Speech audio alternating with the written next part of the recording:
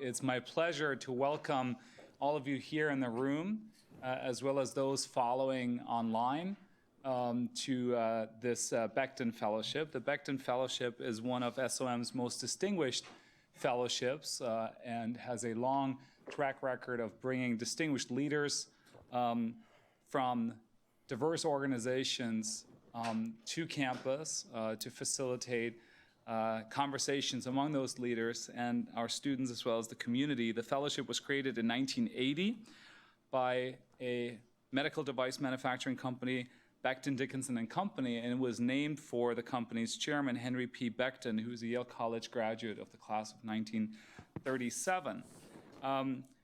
My pleasure is to introduce my friend and colleague, Rodrigo Canales, who's going to be the moderator for this session, and he'll introduce our distinguished Becton Fellow. I'll say that Rodrigo is one of the most popular professors here at the School of Management, revered by many students, and the reason for that is one student put it in a statement that was submitted when Rodrigo won an award as one of the 40 best business school professors under 40. He said, Rodrigo exemplifies the Yale SOM philosophy of educating leaders for business and society in an increasingly complex world, and he does that because of a focus and commitment to innovation and entrepreneurship on the one hand side, and to economic development, social impact, and societal change more generally. And I think it is this combination of innovation and concern for people, for societies, that is very much at the heart of what SOM is known for, and his research and teaching exemplify that. He has a degree in industrial engineering from Universidad Iberoamericana, and both an MBA and a PhD from the Sloan School of Management at MIT, has been on the faculty since 2008, and will now introduce our guest. Thank you, Rodrigo. Thank you, David. Very generous and very kind. Thank you. So first, I'm truly delighted to be able to facilitate one of these conversations, and I'm especially honored to facilitate this conversation in particular, because I'm a great fan of our guest and of the work that his organization does. Before I introduce him, the format that we're going to follow is our priority is to get your questions and your perspectives into the dialogue. And so we're going to speak for a few minutes. I have a few questions prepared for our guest, but then we're going to make sure that we open it up to the room and to questions from the audience, so that you can interact with our guest. I just want to remind you that this event is being live streamed to the Global Network. And so if and when you ask a question, please do not forget to press on your microphone, and I will enforce that. I always do. So, the theme for this year's Becton series is, to discuss the challenges and the issues of global organizations in general.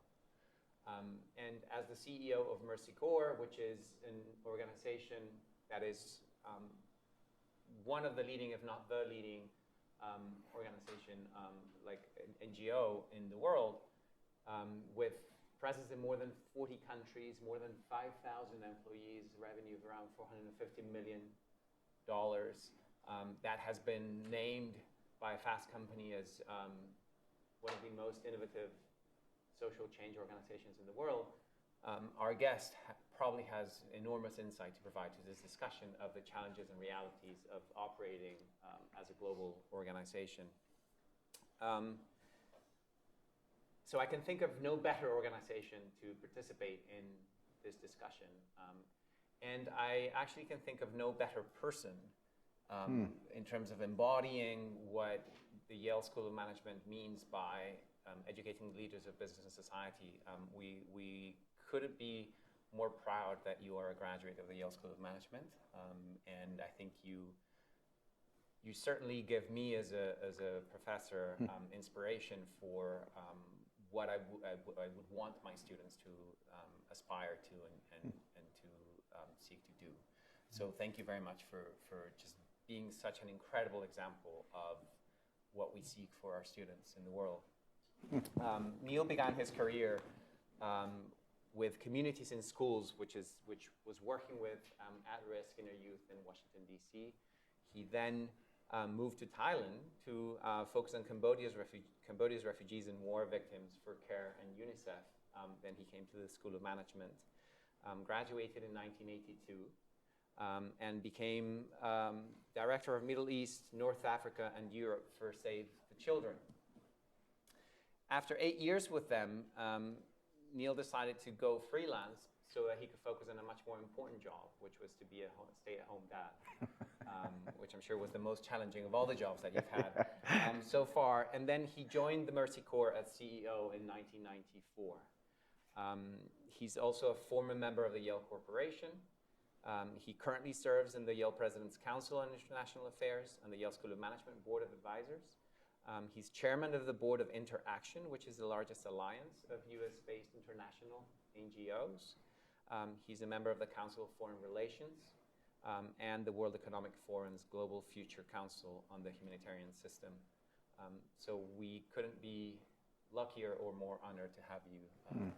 Neal, thank you so much for agreeing to do this. And please help me welcome Neal.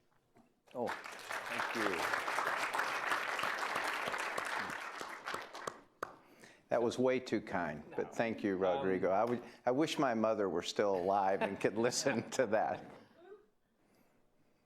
So we discussed about sort of 3 general themes that we would initiate the conversation with.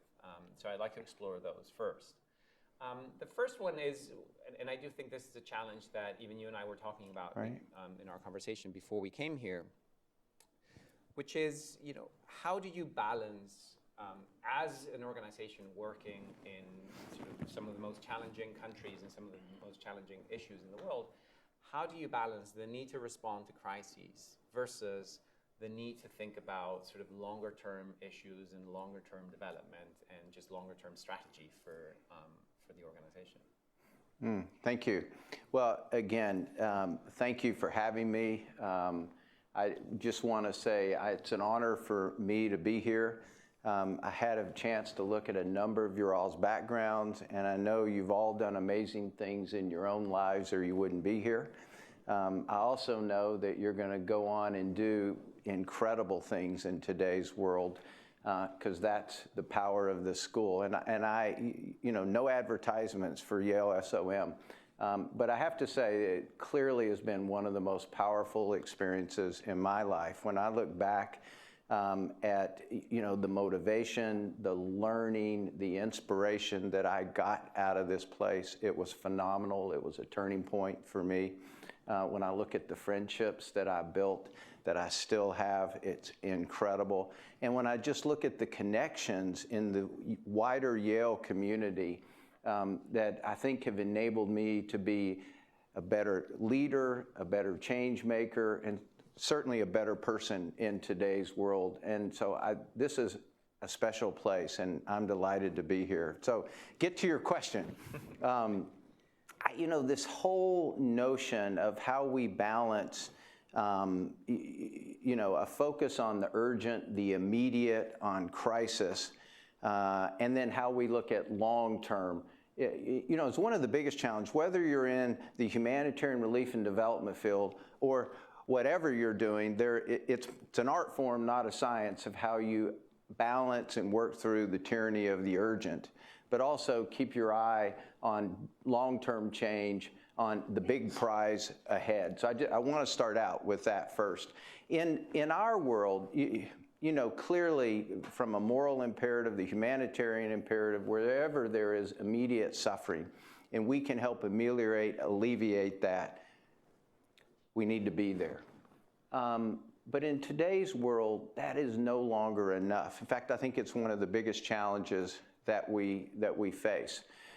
Because in today's world, the driver of crisis, the driver of rising fragility is conflict. Maybe before it was natural disaster, maybe before it was certain transitions that happened in history. But today, the World Bank, OECD, many others, this is not one of the drivers, but the driver of rising fragility, of extreme poverty, is conflict. And in fact, what you see is that so many of the things that we care about in the relief and development world, positive health outcomes, good education outcomes, clean water, all of those challenges are clustering in fragile states. You know, we used to look at extreme poverty, and most of the world's extreme poor lived in China and India, and all the big gains came from those two countries. But if you look into the future, every trend line is that about 1.5 billion people will live in extreme poverty, and 70 to 75% of those will be in fragile states. Those places where poor governance, conflict, and extreme poverty all collide and trap people. And so therefore, when you're trying to ameliorate suffering in those kind of places, you have to look at the root causes, and you have to ask not only what can we do today, but how can we do it in a way that begins to move the needle towards stability, that begins to overcome fragility and build long-term resilience. And I don't think it's responsible in today's world to act even in the short term without being mindful of what the long-term implications are. Thank you. And I think there's a lot of room to expand that, and I'll let the students do that. The second kind of theme that I wanted to plant a flag on and open also for discussion is, you know, we in all our classes, in all our discussions with our students, we're always talking about the importance of evidence-based decision making. Making sure that you're using the best evidence available to make your decisions, and that you're using that evidence sort of rigorously and wisely, etc. And I wanted to ask you about that. Sort of, how do you use data and analysis in your decision making? How do you think of evidence? How do you define evidence? And what types of evidence influence your decisions? Wow, that's a great question. But I got to start. I have to start with a little story, and it's relevant to this. I'll never forget one time that the former head of the World Bank, Jim Wolfenson, who was a great leader at the bank, he once said, the greatest indicator of impact is the quality of a child's smile when you walk through a village. And he said, we must never forget that. And I think that's important because, at the end of the day, it is often the impact on, and sometimes they're just things you can't measure. Although we're trying to measure the happiness index. And sometimes we get so focused on measuring things that we maybe miss the things that are truly important. And so for someone like Jim Wolfson, who came out of the investment world, led the World Bank, I think that was a pretty important insight for all of us. That said, we have to try to measure. We have to look at evidence. It's the only way we're going to learn. It's the only way we're going to get better. And so at Mercy Corps, obviously there are a number of ways that we think about it. Rodrigo and I were talking earlier about that. And for us, I think it really does fall into sort of three categories, right? So we have a strategic roadmap that guides, it's not a strict annual plan. It's not a original plan. It's a rolling kind of strategic framework that guides how we work. And there are measurable targets, measurable indicators along it. And we have a strategy team that looks at, are we achieving those targets? If we're not, why not? And what are the lessons we can learn and pull out of that? So we have a strategy team. And then secondly, we have a data monitoring and evaluation team. We have a global system for capturing the data of all the projects around the world where we work. And that really that's measuring, I would say, outputs and outcomes, and occasionally in narrow sectoral spheres is getting to impacts. But at least there's a data, at least there's a system in place. And then the third part of our organization that looks at evidence, that looks at this, we have a team of action researchers. And they'll increasingly frame a challenge around a theory of change. For example, what drives a young person to violent extremism? And we'll look at that pretty in depth and try to learn from that and say what learnings, even beyond our own interventions, are really important here based on what we see on the ground in the kinds of places where we work.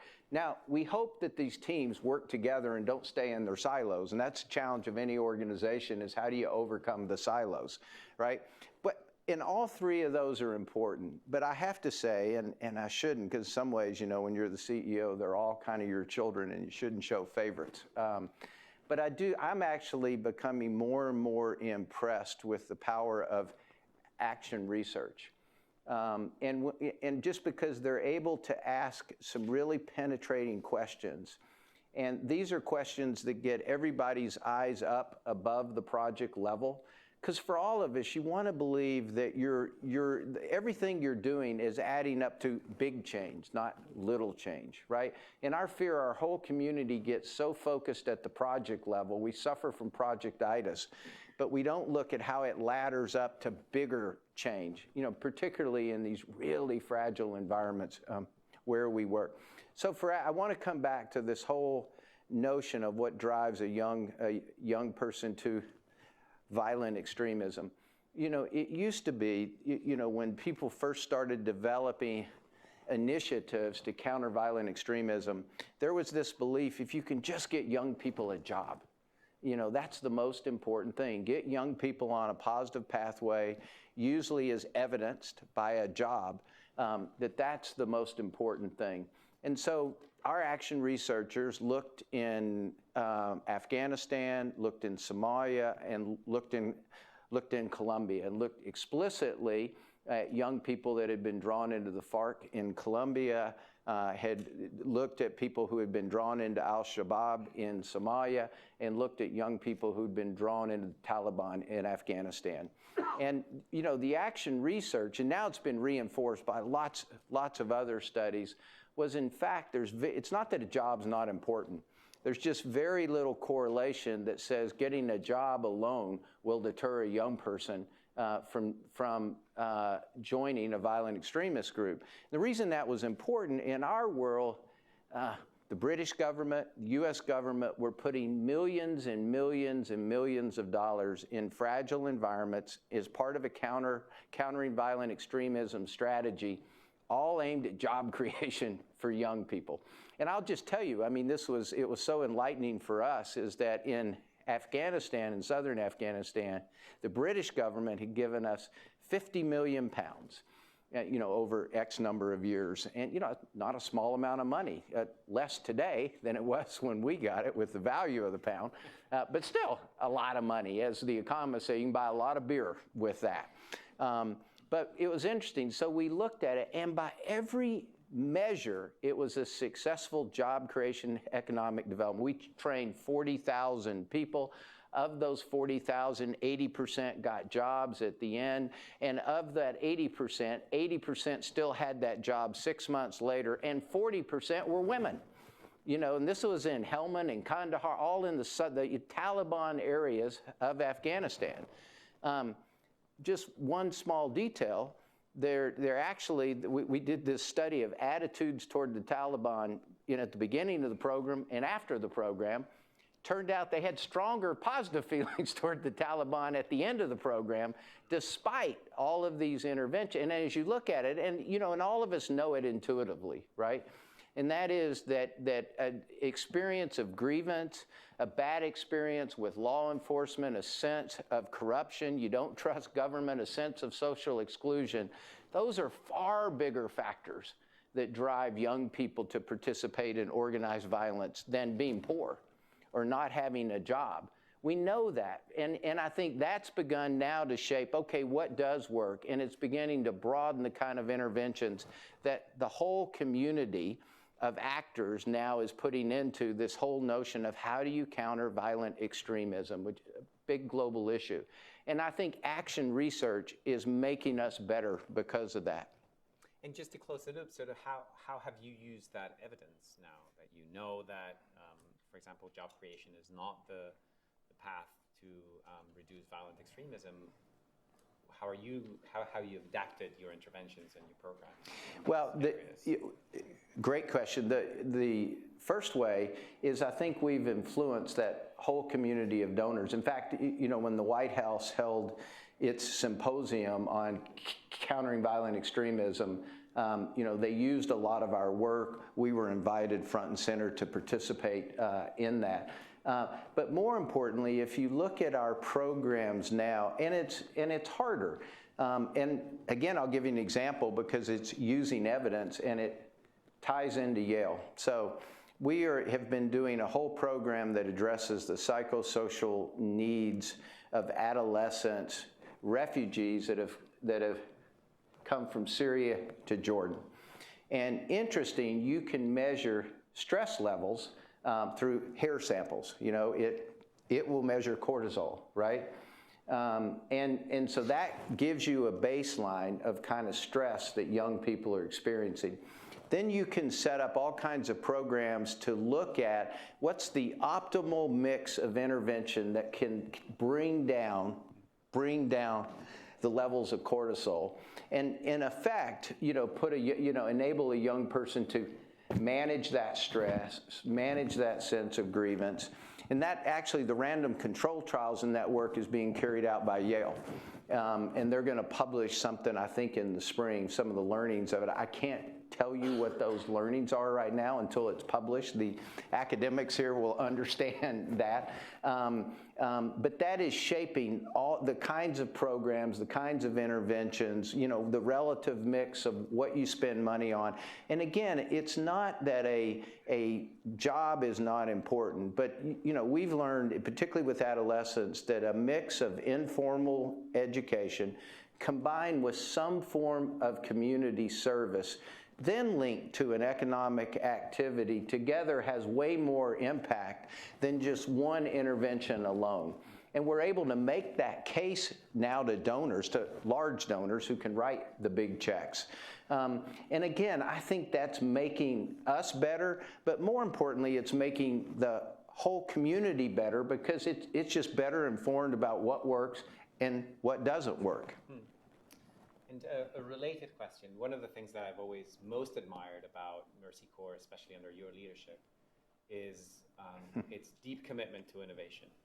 And I've heard you personally many times say, all this obsession with efficiency and with, making sure that we are, being the most efficient possible with our use of dollars is not well placed, because actually what we need to focus much more is on innovation. We haven't figured out the right solutions, and so we should be inventing the right solutions, not obsessing about how to implement our current solutions in the most efficient way possible. And as an organization, Mercy Corps, I think, has showed incredible commitment to that mantra of innovation. But there's always a tension. Yeah. There's always a tension between, how much do you focus on innovation versus capturing efficiencies? How much do you focus on local adaptation versus standardization? And so how do you think about this tension between innovation and efficiency, and between sort of local adaptation and centralization or standardization of processes? Another great question. So I'm going to answer it probably in the smart way first, and then I'll go out on a limb.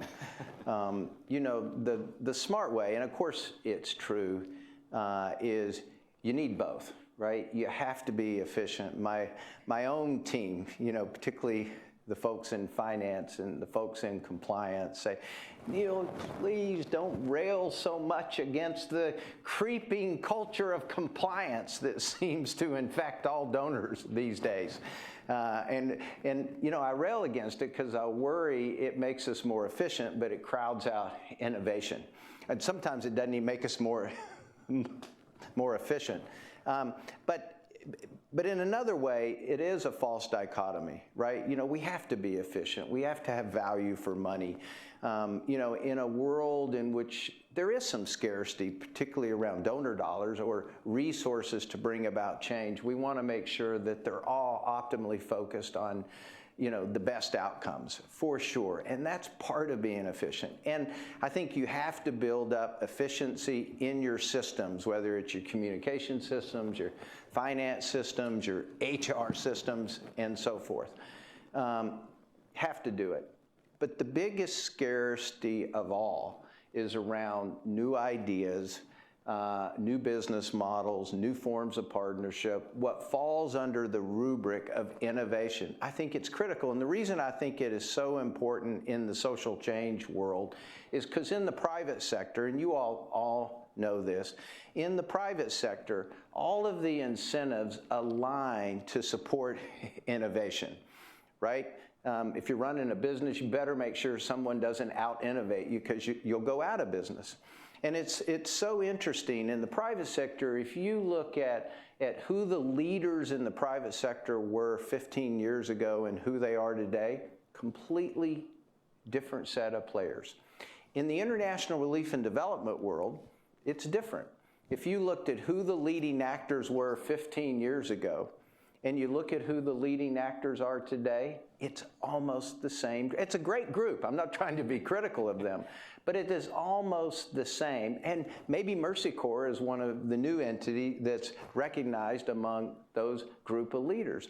But the reality is you haven't had the same kind of disruption in the social change sector, and the incentives don't align in the same way. And therefore, I think we haven't gotten the kind of innovation that is needed around social change, leveraging technology, for example, new kinds of business models, being indifferent about whether it's for-profit, not-for-profit, a B corporation, a social enterprise, and so forth. We get hung up on our categories too much. And we haven't felt the urgency around innovation. So I have felt, and frankly, this came out of the School of Management for me, long before we talked about social entrepreneurship and social innovation. I think I did bring that out of here is, whatever I do, I want to be about helping to leverage new ideas, new approaches, new kinds of partnerships that are going to be so critical. And so if there is a dichotomy, and here's maybe the provocative thing, and if efficiency is on this side and innovation is over here, I actually think if you're really efficient, you've got a better chance of being innovative, because when you're not efficient, you're usually cleaning up messes, and you drain out any of the energy and attention for innovation. But if there is a dichotomy, I want to be on the innovation side. And part of the reason I say that is because, even with Mercy Corps, a $500 million organization, you could double our size and you wouldn't double our impact in the world, right? But if we come up for now, and I'll give you the newest example for us that we're putting a lot of attention to, and forgive me for going on. I just, critical point. Is that I do think that one of the things that has the power to be really disruptive in the international relief and development world is the use of cash, and particularly digital cash, whether in an emergency relief setting, whether in a recovery setting, whether in a development setting. I think that is forcing us to rethink our models, and moving us away from stuff and moving us to cash. It's more empowering for the individuals. It creates dignity. It gives those folks choices, and all the evidence support that. It reduces the need to have these big procurement logistics kinds of systems, and it takes advantage of mobile networks all around the world, and that are increasing. It's almost to the point where the default ought to be cash, and we ought to have to justify why we're not using. And I think we're seeing that, and if you just take the refugee crisis, where I think we have helped push the innovation. When a lot of the refugees first came to Greece, many of the mainstream players, you can't do cash, it'll be an incentive for people to come. You can't do cash because it's kind of elite, falls into the gray area of the regulatory environment and so forth. But we said, look, markets work in Greece. Why are we giving people stuff when they know what they need? They can buy what they need. And so we partnered with MasterCard. We partnered with USAID in this sense, and suddenly we were doing cash at significant levels. People were seeing the impact. To now, the EU in their new policy has come out with almost all of their millions of euros in response to the refugee crisis. They're pushing cash based on this evidence. And I do think that, and then we're having a much bigger impact than anything we can do together. We're helping to point the way to an important new innovation. And forgive me for talking too much. I think it's a fantastic story. I think it's a fantastic point. So now I want to open it up to the audience and remind you that you should use your microphone when you speak up. Gabriel. Hello. I just have a quick question about that last story, because that's pretty intriguing to me. So one potentially positive externality of moving to cash is that it actually rewards the local economies that take on the refugees themselves, because they would likely spend that cash in that economy. So I was just curious, how have you seen that? Have you seen people more willing to take in refugees, and any kind of economic boost for local economies that are willing to do it? Yes, and importantly, there's an action research study that's asking that question and trying to, can we not just say we think we see it, but can we demonstrate it and prove it based on the evidence? So I'll bring you back the results of that, because it's going to come out soon. But I actually think, when you look in places like Jordan, Lebanon, that are already constrained environments, to the degree that you can create a win-win, so there's not this tension between refugees and host communities. And one way to do it is to see refugees as potential economic assets, as you describe, ways to boost the local economy. Also, you're seeing in Jordan now, which we're big proponents of and involved in, kind of investment schemes that are, setting up enterprise zones in the north of Jordan. And they're investments in new kinds of factories, not new factories, but some of them are very traditional enterprises. But they're in these enterprise zones, and they're opening up opportunities for Jordanians and for Syrians there. And some of these, though, are creating industries that will be important for one day rebuilding the country. And I think that's really interesting and exciting. And that's drawing in not only donor money, not only subsidized investment like from the Gates Foundation and Soros, but actually some of the capital markets are looking at it, because Soros and Gates have been very innovative in using their funds as a guarantee to buy down risk for some of the private investors. So I think we will see this. I hesitate until we can show the evidence. Thank you. Yes, happy human. Hi, Pepe from Mexico. You mentioned that the key to achieve something really relevant is sustainable change, and I couldn't agree more. But we also know that one of the most complicated phases for new entrants in the NGO system is funding. So how do you achieve sustainable funding that will be the keystone or the milestone for sustainable change? Oh, that's a great question. First of all, I will say we have not achieved sustainable funding. Every year we have to go out and scrap and fight for, what we think is our market share, and hopefully we grow it. And I think it kind of helps to think of it that way too. If you think you've got a great idea, and if you think you can implement just as well as others, then why not have a target of increasing your market share of the donor pie? Maybe that, get your competitive juices flowing. But at the same time, I think it is important to recognize, I do think increasingly organizations that are professional, that are innovative, the resources are going to come. That is the good news. And, I think my own organization and others that I could name that I have a lot of respect for, our challenge anymore, I think we are seen as strong enough players that at least the big donors, and these are mostly governments because of the places where we work, in these really fragile environments, there's not a lot of private donor money in those places, so it's mostly the big governments. they have sufficient confidence in us that unless we really screw up or get very complacent, I think we're going to get our fair share. So I think the burden on the sustainable change is more, how do we leverage on top of this program platform that we have, how do we connect it to moving larger needles in society? That is, how do we get impact beyond the grants themselves that we have? And I think that's the critical challenge. That's where I feel the sustainability challenge more.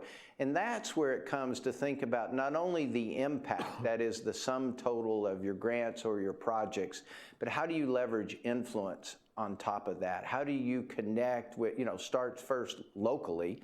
That's the most important level. How do you ensure you're always connecting with government at the right levels, with the thought leaders in that society, with the major movers and shakers? That is absolutely critical. And then beyond that, in terms of influence, how do you influence the regional actors and the global actors? And for an international organization like Mercy Corps, I think we have a responsibility to think that way. And one of the biggest ways we're going to do that is through thought leadership. That's the action research or the lessons or trying to move the whole ecosystem, not just our own organization. And I do think in many ways we are a catalyst in a larger ecosystem of actors. And, those actors, we all know, it really is bringing together the three sectors, public sector, private sector, and local organizations, community organizations, right? So how can we be an effective catalyst in that ecosystem? And then the third way I do, just to reemphasize what we were talking about, is how do you leverage innovation off of that platform? Because most of the grants in and of themselves, I can tell you, most of the big grants from USA, from the British government, from the Europeans, from other large donors, they're not inherently innovative. And it really is what you do on top of that platform. Can you make them more innovative? And that's the difference, I think, if you use the kind of good to great sort of language, and I once read a book about that in business school, good to great, but I do think, good organizations will always implement well the opportunities, the projects, the programs they have. Great organizations will leverage influence and innovation off of that platform. And I hope and aspire that Mercy Corps, I hope all that you do will be about being part of great organizations. Thank you. Go ahead. Hello. Howdy. Can you hear me? Yes. Right. I'm Marcos Melendez from Managua, Nicaragua, an economist at the Central Bank. I have a few questions. First of all, I find your work very promising and innovative as well. But there was a point that I would like to discuss more about. Probably it's a point that the other fellow here was asking about, moving from donating materials or donating other stuff to cash or more liquid assets. Is your donations, or for example, donating in this framework, more like homogeneous, or does that rely more on, for example, some certain regulations of government, or is there, for example, a needed infrastructure? I tell you this because from where I'm from, there are many government regulations. Our institutions are not that developed. And for example, in Nicaragua, there is a big reluctance of receiving money, but instead just channel it only through the government. So very minuscule part of that money goes to the actual people who need it, to the communities that are conflict stricken or disaster bitten. So that's my question. Thank you. Thank you. Again, for a country like your country, many of the outside of the support from donors is going straight to government, is not going through groups like Mercy Corps. Nicaragua is almost too stable for groups like ourselves to be there. But I do think it's important, and you see it all over South America. Nicaragua has to look at it. You know, the use of what we saw in Brazil and Peru and Colombia of conditional cash transfers was incredibly powerful. It changed the social welfare system of those countries. It helped lift a lot of people out of poverty. It created positive incentives for behavior change of mothers with their children that influence immunization rates, the right kind of nutrition, all sorts of things. So even with governments, there's an example of it. Even some governments have moved from conditional cash transfers to some unconditional cash transfers, and where they have used the cash transfers to create financial inclusion, right? To close the gap for the millions of people who don't have a bank account, don't have an identity. Again, governments can be very creative in their use of cash. In our world, I'll just take humanitarian assistance, take a crisis, take the big storm in the Philippines a number of years ago. Mercy Corps, my organization, we did all of our assistance in cash through a digital bank. It was only a digital bank. It had no physical assets anywhere. But every one of the people that we helped, I forget exactly, 45,000 people directly with cash. Well, maybe more people, but their families directly with cash. Every one of them did not have a bank account before the storm, and they got a bank account afterward. They entered into the world of financial inclusion. So I think there are many ways, and that's just in a narrow sense of responding to an emergency. I actually think we can make progress on a whole lot of fronts. And, the partnerships with MasterCard or Visa or many, many others in terms of the architecture, it's there. And there is a complicated regulatory environment for sure, but increasingly, I think that is being overcome in most places around the world. So the opportunities are enormous.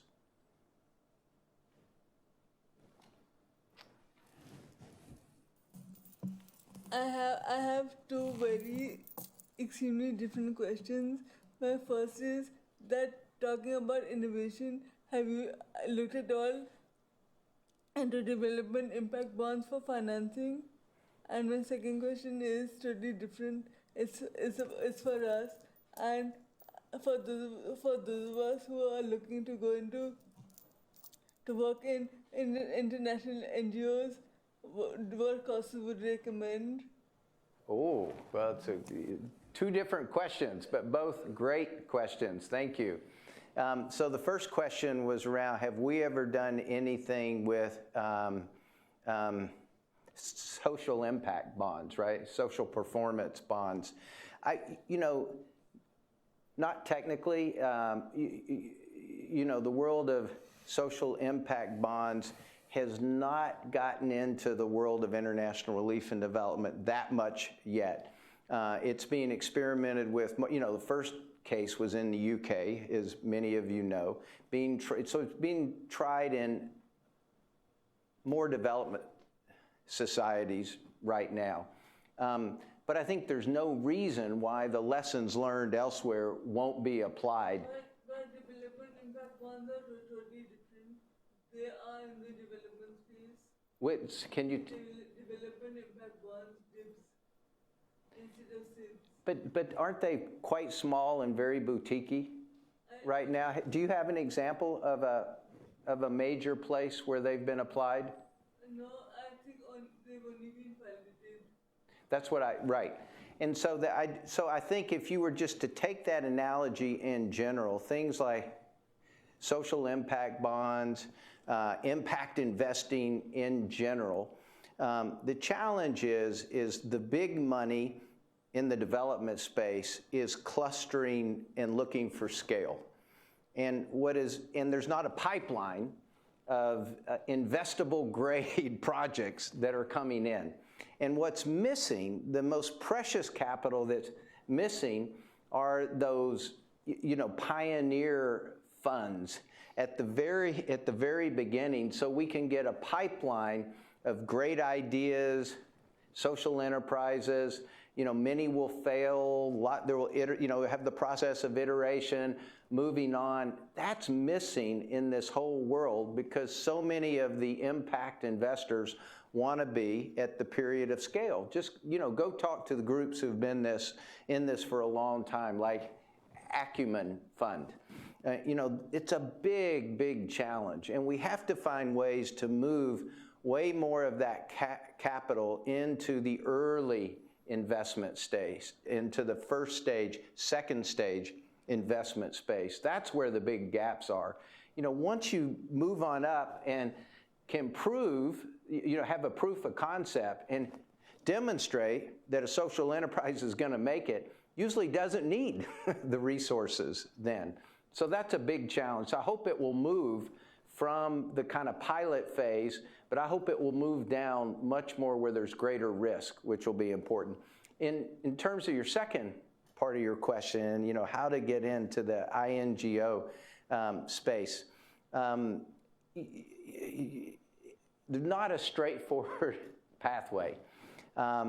So what I always advise folks is, all of us, the most critical shortage of talent that we face is on the front lines. And so I always say, first and foremost, if you're willing, if you have the appetite, go to the front lines, because there you're going to have more scope for your own talents to shine. You're going to have more scope to kind of run your own thing, to be part of creating something, particularly if you're with an organization like ourselves, which prides itself on being very decentralized. Empowering the front lines, we think, is critical. But there are other great organizations, right? But I think if you're willing to go to the front lines of crisis, and it's not always the most insecure places, but they're often pretty tough environments, there is just a huge gap in talent right now. And if one can start and demonstrate that you can achieve great things there, that you can bring imagination, that you can bring an incredible spirit, I honestly think that that is the best way to then move up quickly in these kinds of organizations. I was wondering what classes we can take at Yale that will help us more. Oh, I have to, what class you can take at Yale to help you? All the classes are important, but I will tell you, first of all, I would say, whatever you do, take Jeff Garton's class, because this is an amazing man, a former dean, a great public servant in this country, and and is a incredible teacher. So that's for sure. As I look out and say hi to Jeff. But also, I do think, when I was here, I will tell you the things that I really valued that I couldn't get elsewhere were, I don't know what you call them today, but in those days, they used to be called individual and group behavior, and they really had to do, with organizational change, organizational behavior, now organizational design. Those kind of classes, because, that's all about what motivates us to achieve excellence. How do we work in teams? How are we sensitive cross-culturally? I think in today's world, I don't know how any of us can do great things individually or be part of great organizations if we don't understand and have a good grounding in those skills. And sometimes they're seen as the softer skills, but I think they are enormously important. Thank you.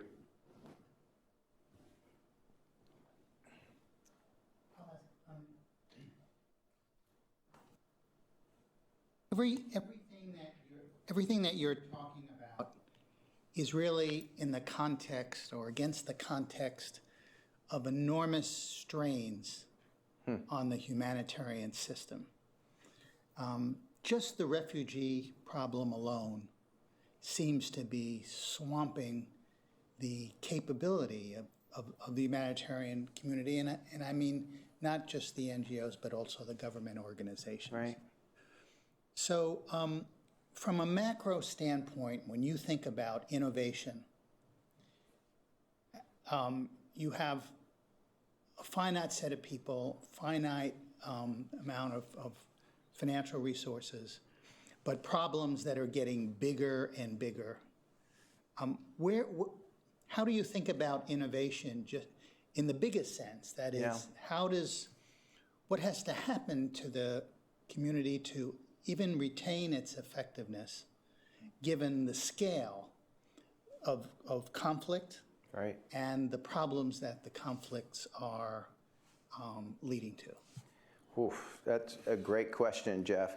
So I'll answer it in 3 parts, maybe going from macro down to a smaller level. So at the macro, and it may be too big, and others have tried. The biggest area for innovation, and it's really hard in today's world. In fact, yesterday I was meeting with the new SG of the UN, Secretary General of the UN, who's been a friend for a number of years. And, I think that's his challenge. I think he'll be great, by the way. Antonio Guterres, I think, is going to bring some energy and passion that the world will celebrate. But I do think, if you look at that global architecture, Bretton Woods, that was set up after World War II, it was a very different world. And by almost any measure, those institutions are no longer fit for purpose in today's world. Today's world is very multipolar. Despite what some people might believe, there is no 1 or 2 countries that can pull the strings and solve big problems. It's way more complex today. Technology drives change like never before. And these institutions weren't designed for today's world. The challenge is no one knows what the alternative is. But for sure, the lower hanging fruit in a multipolar world is to move away from a system of global spoils. Let's say that from now on forever, the head of UNICEF is going to be an American, or from now on and forever, the head of the IMF is going to be a European, or from now on and on and on and on. And I do think there was a way to bring in a lot of the new powers more seriously into the system if we had offered them leadership of some of those institutions. And that might be a way organically to bring about some change of those institutions. But they are inadequate. We just don't know what the alternative is. And we may waste a lot of time if we just focus on creating new Bretton Woods kinds of institutions. And at the same time, it just can't go on the way it is. Everyone knows that. And also, if you look at the whole realm of banks, world banks, the regional bank, and so forth, when they were created, they were a big deal. In today's world, they are such a speck in the kind of global finance system, in the ecosystem. I mean, they are specks compared to what they were. It's a way more complex, diverse ecosystem than what used to exist. So I think the bank's doing some of the right things by really now beginning to focus in these fragile places, beginning to see that, listen, if we're going to make impact, it's going to be in these places. And that's opening up new kinds of financing mechanisms that I think are important. So, how do we reform, whether externally, if anybody's got any great idea, but certainly organically and from within, we have to bring innovation to the global system, Bretton Woods institutions. The second area, when I would move down, I do think we have to pay way more attention to the challenge of conflict prevention, conflict mitigation, peace building, and promoting good governance. I do think it is fair to say that in the last 20 years, the development community has undervalued the importance of governance. And I don't mean as a standalone initiative or program. I mean, how through your health programs, your water and sanitation programs, your microfinance programs, whatever you're doing it with a lens toward building good governance. We haven't done enough of that. And if we can't, not even good governance, let's just say minimally optimal, decent governance, right? Maybe it doesn't measure up to good, but it's got to be good enough. I think that's absolutely critical. You know, in today's world, at least in terms of formal aid dollars, less than 1% of those dollars goes to conflict prevention or building governance. That's nuts. Less than 1%. You know, we can certainly afford to double or triple that because it's so critical to achieving sustainable change. And then the third is I do think, you know, the potential of cash to disrupt the whole system is really there. I don't want to overstate it, but I know we're and a few others are very excited about that. And I think that's going to create some new modalities. And at the very least, it puts the power in the hands of the person who receives the cash. And so that is strengthening local control, local empowerment, building up dignity. And in any sense, I think that's going to create at least as good a change, but maybe better change than what we see with the traditional system. Yeah. Thank you. So we have 1 minute left, Neal, and I was wondering if you have an amazing you have your finger in the pulse of what's most challenging in the world today and where it seems to be going. What's your sort of 1 minute pitch to what you think is the best use of our students' talents? Wow. Well, you know, first of all, and it is a cliche, but it's one of those true cliches. You know, I do think, you know, whatever you do, don't do it because somebody talked you into it. Do it because you have passion. You know, I mean, a deep, deep passion, because you'll be better at it, you'll be happier, and you'll have way more impact. My pitch, though, beyond that is I do think we're at a crossroads in today's world. I have to say, you know, I'm an optimist. I wouldn't do this. But also, maybe for the first time, have a fair degree of anxiety about our future. And in part because we're seeing a level of rising fragility and frankly conflict, an increase in the number of fragile states, a unprecedented confluence of complex crises that I've never seen before on multiple fronts.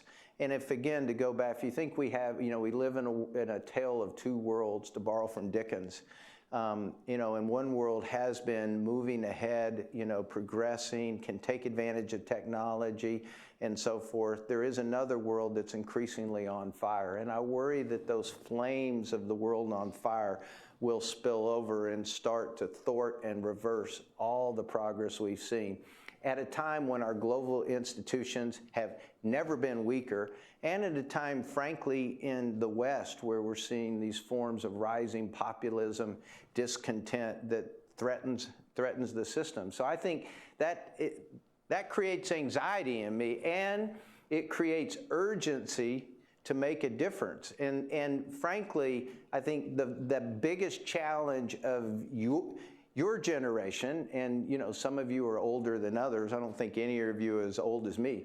But you all, I think the calling of your generation, of your time, is to help the world overcome this rising fragility, and never mind climate change, what that potentially, if we can't make progress, will do.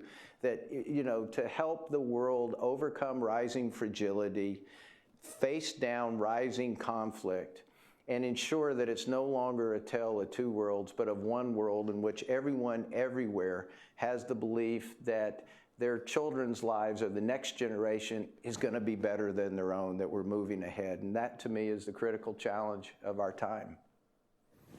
Thank you so very much, Neal. Please help me thank Neal for his amazing time.